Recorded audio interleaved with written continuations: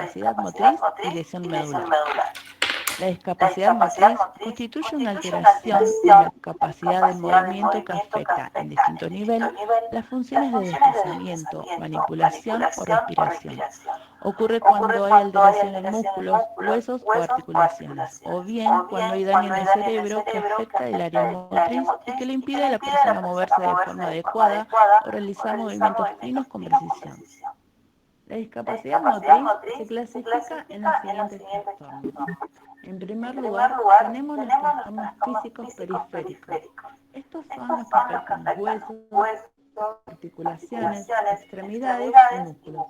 Se presentan desde el nacimiento o bien son consecuencias de enfermedades en la infancia. Algunos son producidos por accidentes o lesiones en la espalda que dañan la médula espinal e interrumpen la comunicación de las extremidades hacia el cerebro y viceversa. En segundo lugar, tenemos los trastornos neurológicos. Es el daño originado en el área del cerebro encargada de procesar y enviar la información de movimiento al resto del organismo. Esto provoca dificultades en la movilidad, las sensaciones y el control de ciertas partes del cuerpo. Los más comunes son la parálisis cerebral, traumatismo cráneoencefálicos y tumores localizados en el cerebro.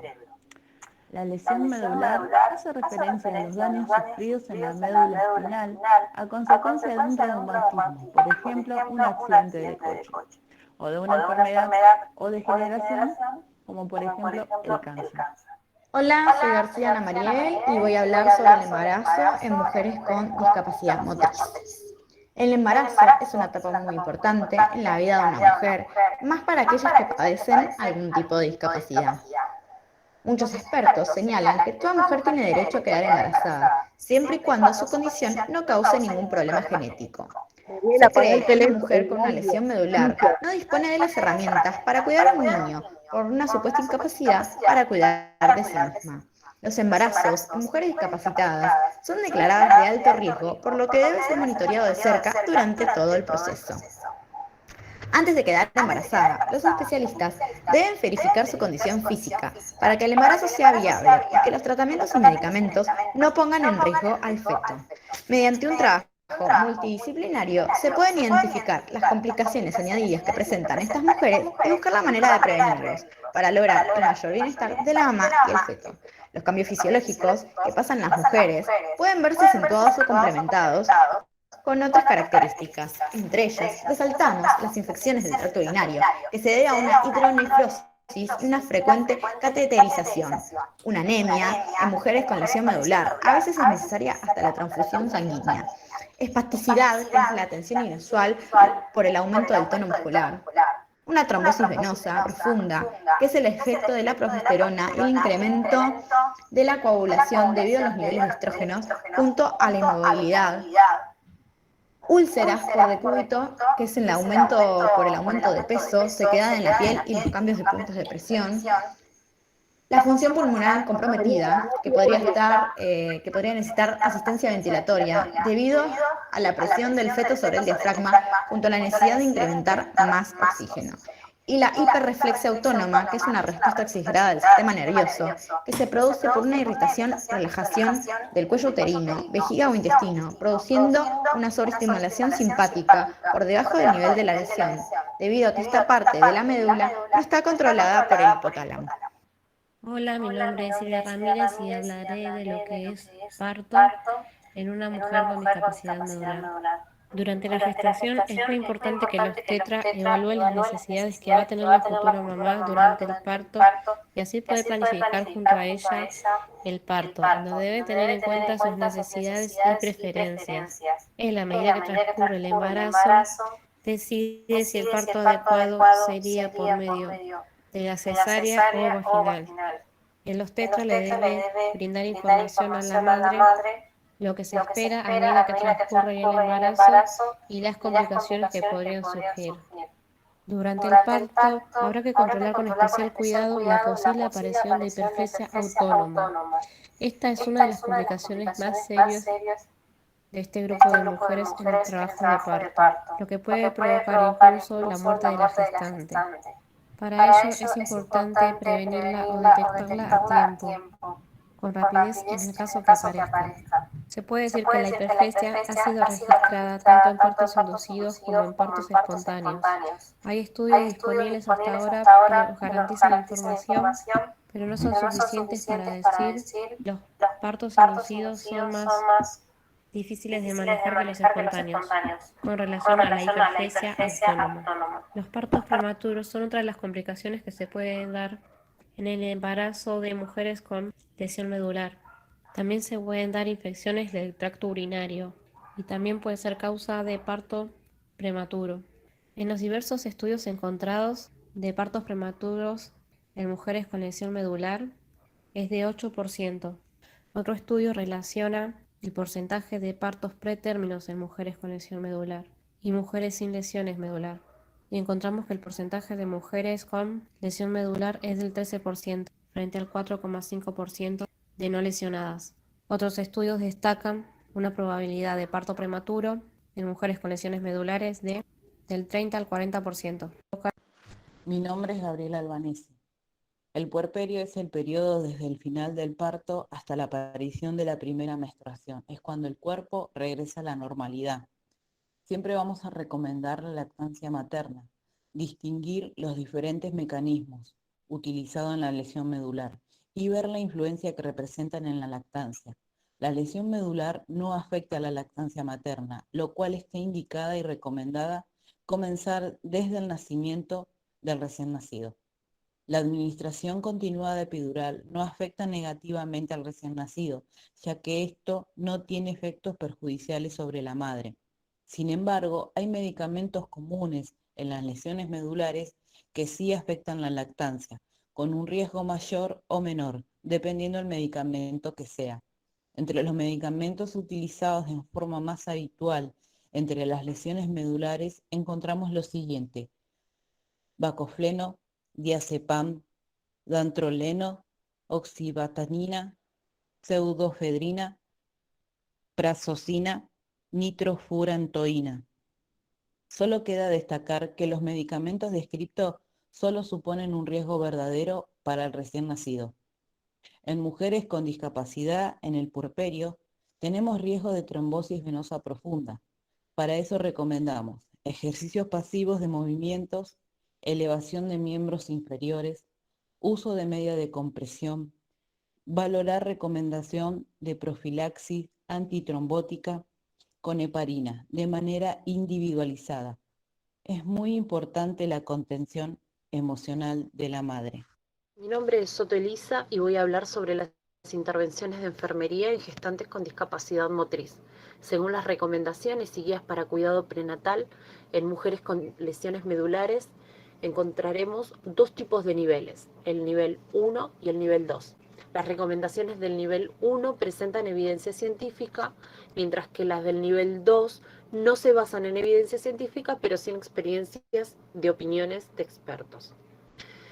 Evaluar la ingesta adecuada de vitaminas y minerales, tomar muestra de orina periódicamente en cualquier momento que se produzca una disflexia autónoma, solicitar un antibiograma para guiar la terapia antibiótica, examinar la piel cuidadosamente en cada visita, llevar a cabo tactos vaginales, exploraciones en toda la visita obstétrica después de las 24 semanas de gestación, y también llevaremos a cabo la educación para la salud, que es lo esencial.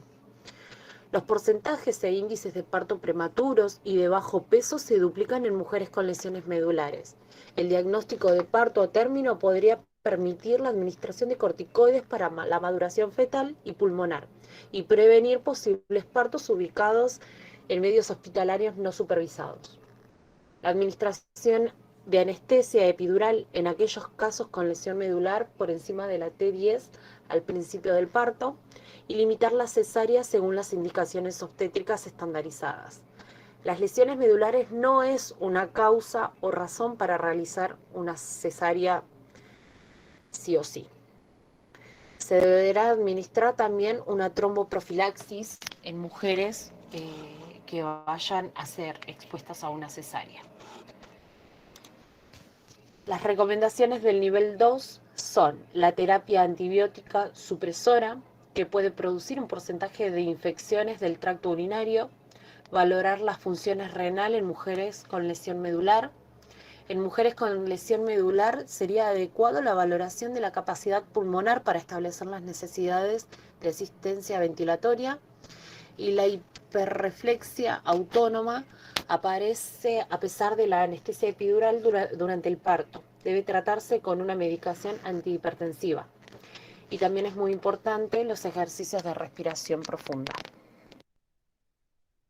Hola, ¿qué tal? Me llamo Verónica Frutos, voy a hablar de los derechos y la ley de 25.929.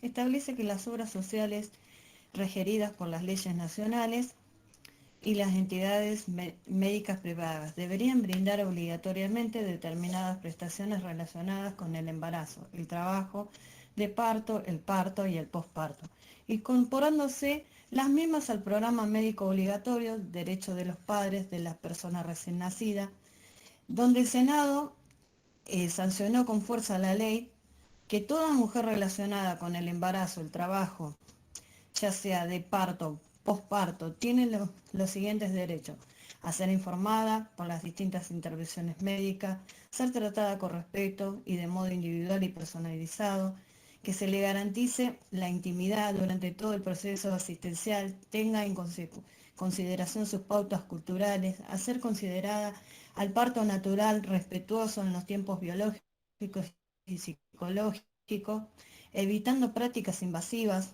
Hablaremos de los derechos y reproductivos de las personas con discapacidad. La Declaración Universal de los Derechos Humanos en 1948 establece que los derechos a vivir libremente la sexualidad implica el reconocimiento de la naturaleza humana y de las personas y en consecuencia a otros. Los derechos fundamentales y universales como derecho a la vida, a la sexualidad y a la calidad de vida y a la libertad. El reconocimiento de derecho a la reproducción sexual en la discapacidad son fundamentales para hacer frente a la discriminación y negación de estos derechos universales. Esta situación se basa en la presentación errada de lo que la sexualidad, así como en la presunción de la incapacidad para decidir sobre sus cuerpos, su salud, su vida sexual y reproductiva. Es indispensable visualizarlos, reconocerlos, actuar en consecuencia si se quiere cumplir realmente con los compromisos institucionales de la materia. Como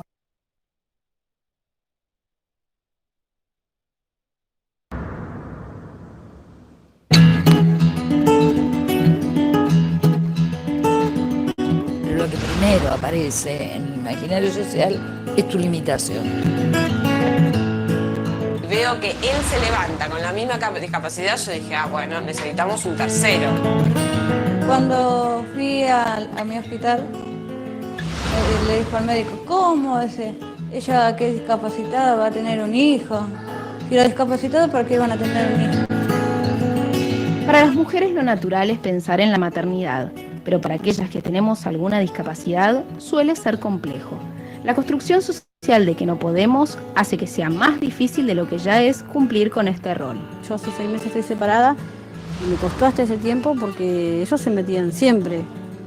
Era como que yo sola no podía, ¿no? ¿Cómo va a poder? Me perdí un montón de cosas por el miedo de los otros, digamos. La pregunta reglamentaria, digamos, era, ¿son vecinos? ¿Son sobrinos? Nunca la invocaban con que eran hijos, hasta que llegaba la pregunta de cómo los tuviste, cómo hiciste.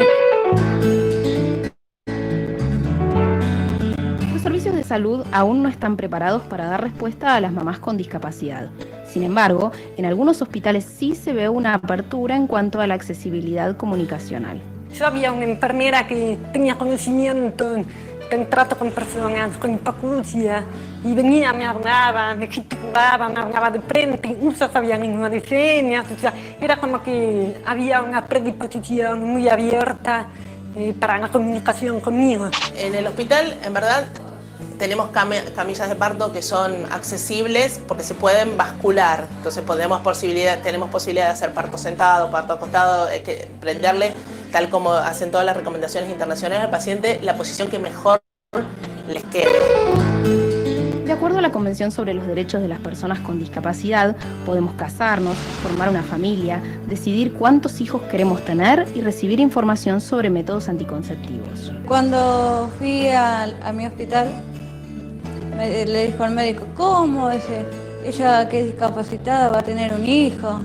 Si era discapacitada, ¿por qué van a tener un hijo? Y mi hermano le dijo, todos tienen derecho. Yo pensé que no íbamos a lograr nada. Ese fue como el primer efecto sorpresa, porque yo la vi a ella, que tenía una discapacidad visual, y veo que él se levanta con la misma discapacidad. Yo dije, bueno, necesitamos un tercero. Ella tuvo neumonía y tenía que estar con una bigotera, con oxígeno, con toda esa historia. Y me dijo de que yo no podía estar en la sala, que tenía que estar asistida por alguien que veía, pero yo tranquilamente podía estar sola con Milagros. Lo que pasa es que como Mili se sacaba el oxígeno, ellos lo que no querían era tomarse el trabajo de venir a ponerme el oxígeno. La responsabilidad de las madres no está limitada por su discapacidad.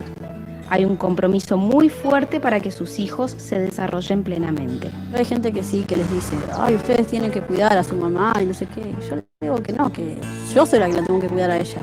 Es más, yo con los nenes del jardín, cuando voy, ya saben, la mamá de Milagro y Rocío no ve y usa bastón y todo y se manejan bien. Juegan fútbol, hacen pintura, van en música, van al colegio, hacen tantos niños con otros niños. Buscando cómo, con o sin apoyos, las mamás son las mejores que sus hijos pueden tener y aconsejan la maternidad a otras mujeres con discapacidad. Yo pienso que la discapacidad no te impide nada. Lo importante es que uno quiera ser mamá y que quiera estar bien y darle a los hijos lo que uno tiene. Yo me divertí muchísimo en la vida. Creo que tener a mis hijos y poder criarlos fue tocar el cielo con las manos. Sí, sí.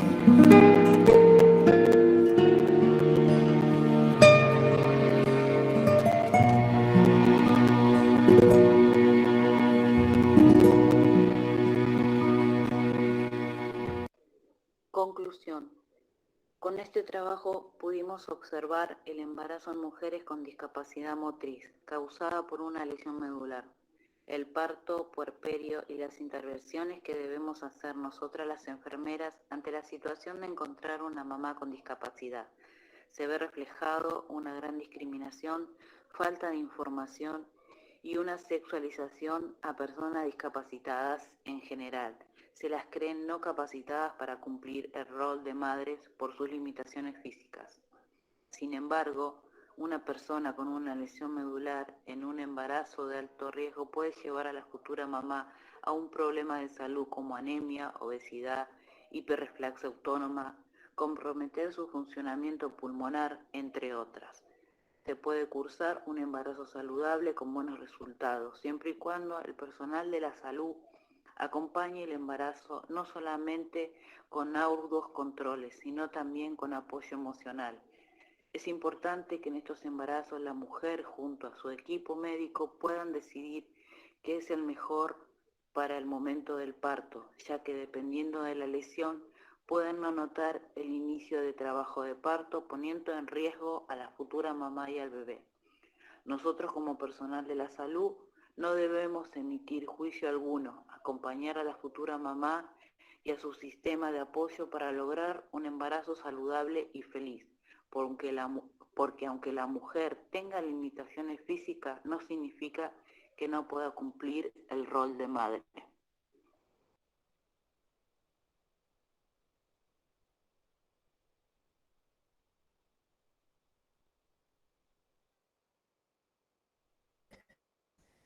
Ok, chicas, muy lindo trabajo. ¿Terminó? Bueno, ahora yo voy a proyectar el PowerPoint que corresponde a la clase que continúa, que es de alguna manera la continuación de la clase anterior. Pero antes de continuar, le quiero hacer una pregunta. A cualquiera del grupo me puede contestar. Yo escuché con mucho interés a lo largo del trabajo que hicieron y tiene una gran carga humanística de comprensión, de atención, de satisfacción de las necesidades a las gestantes con discapacidad. Pero una de las cosas que escuché es que no debiera de ser tomado en forma diferente un embarazo en una mujer con discapacidad. Es una de las cosas que escuché. Por eso yo ahora les pregunto al grupo completo que me conteste una, la que quiera. Usted como enfermera o como futura enfermera, ¿considera que a una gestante con discapacidad no se la debe tomar como tal y tomar como a cualquier otra gestante que no tenga discapacidad frente al evento de su embarazo?